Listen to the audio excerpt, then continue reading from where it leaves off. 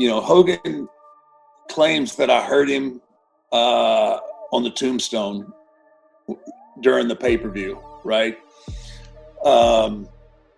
So I'm thinking to myself, like, I didn't find out till Tuesday.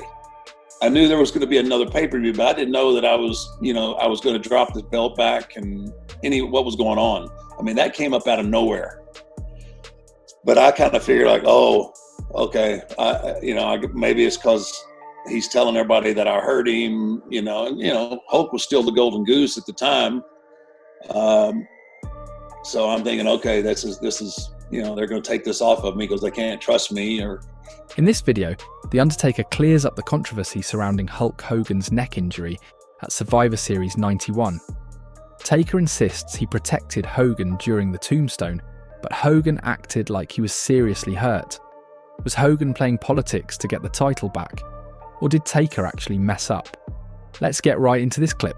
Fortunately, like I was devastated. And the whole deal was a setup from the whole get-go, right? So back then, we would usually show up noon, on a TV or pay-per-view day. We show up at the arena around noon, 1 o'clock. Hogan would roll in about 4 or 5. So I remember getting there about noon, and Hogan was already there. And I'm walking down the hall. Red flag number one, right?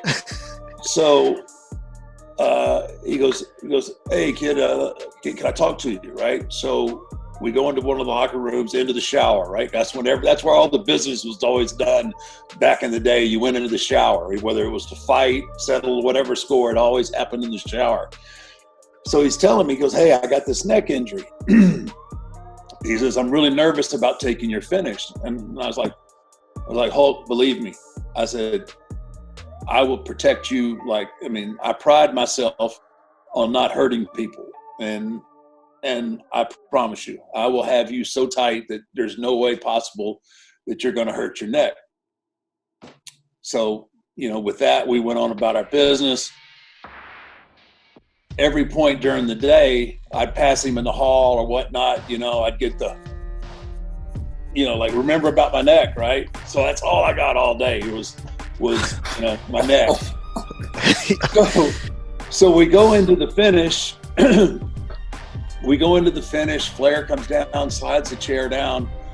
I pick him up, and when I tell you I had the brother secure, he was secure.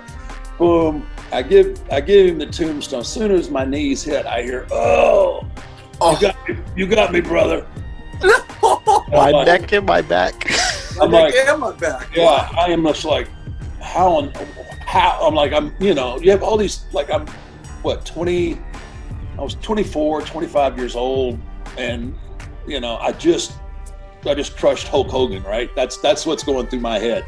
Like, they gave me this opportunity, they gave me the chance to run with the ball, and I just hurt the golden goose. So I'm just devastated, mortified, right? So they get Hogan out of the ring, and I get the belt, and Paul Bearer and I are doing our stuff. So I go backstage, and where I was asking, where's Hulk at, right? And he's always laying on Vince's office floor. So I go in there, he's laid out on the floor, and, he's carrying on, and like I'm going in to check on him, but then here come the paramedics and stuff. So here, me and kayfabe, right? So I go behind a wall with Shane. Me and Shane are behind the wall, and I'm having to, listen to, can you feel this? Can you do that? And then I hear somebody get my wife and kids on the phone. I'm like, so you can only imagine, right? Like, I don't know what the hell's going on other than the fact that I just hurt the golden goose. Shane's right there telling me, he's like, Mark, he goes, his head wasn't anywhere close to touching that mat. And I'm like, no, man, I just couldn't hear it. I was like, no, man, I heard him. I don't know what, I couldn't put a thought together. I just thought I'd killed him. And and we didn't have access back then to watch things back right away like we do now. So I didn't see it until Tuesday in Texas. Because the next day I think the next day I was in Hamilton, Ontario, defending the title against Davey Boy Smith, or I was gone. Because there's no Monday Night Raw. Yeah, there was no Monday Night Raw yet, and we had house shows. So I finally got to see, but by now a lot of the boys had come up to me and they're like shaking their head, like his head never got anywhere close to the mat. And you watch it back, you can tell his head never touched. And so now I'm in this precarious situation, like, I'm still a greenhorn, right? I mean, and now I've got to confront, the face of wrestling, the biggest draw, ever. And now I've got to figure out what I'm going to do here. Like, as a man, I got to know what the hell, but I also know that it's risking my professional career. And at that point, everybody's so paranoid too about their position and their spots, and you don't hurt the top guys and you don't hurt anybody, but how that works. And I finally got to San Antonio, and I was like, Terry, I watched it back. Your head never hit. He was like, well, brother, what it was you had me so tight that when we came down, I had nowhere to move. And that's what jammed my neck, because I couldn't move at all. You were too tight. Seatbelt was on too tight. Got it. It was too tight. And at that point, then I was like, okay. Then I knew, I was like, okay.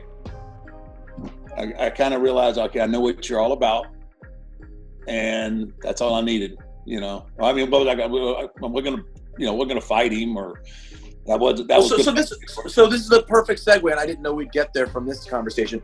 What did your relationship? What was it like with Hogan over the years? Because from that point on, right, from '91, when you're becoming the man on, his position as a fixture fades. As the years go on. By '94, we know that the him Brett Yoko deal wasn't the same Hogan. It wasn't quite the same. He's gone. So over those years, when he's coming in and out, and he comes back years later, and now at that point, it's really your locker room. What was your relationship like with Hogan? You know what? I always looked at it like, from where I was at that point to where I was at the beginning, I was in a completely different spot. So I didn't have to carry a grudge. I treated him with the respect that I think that for what he did for the business, he deserved. So I treated him that way.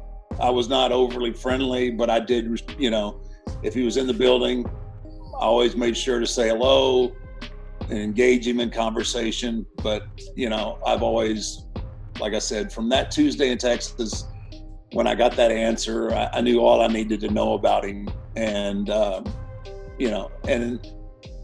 and that's the way I always, then, my radar was always up anytime that I had to, interact with him. But I dealt with him. I dealt in a professional manner with him. Did you? And there you have it. Another classic case of Hulk Hogan doing what he does best, lying and making himself look like the victim. This man has faked injuries, exaggerated stories, and held down talent just to stay on top. How many more times do we have to hear about him sabotaging people before everyone sees the truth? Let me know what you think in the comments. Do you still support Hulk Hogan even after this? And thanks for watching. We will catch you in the next one.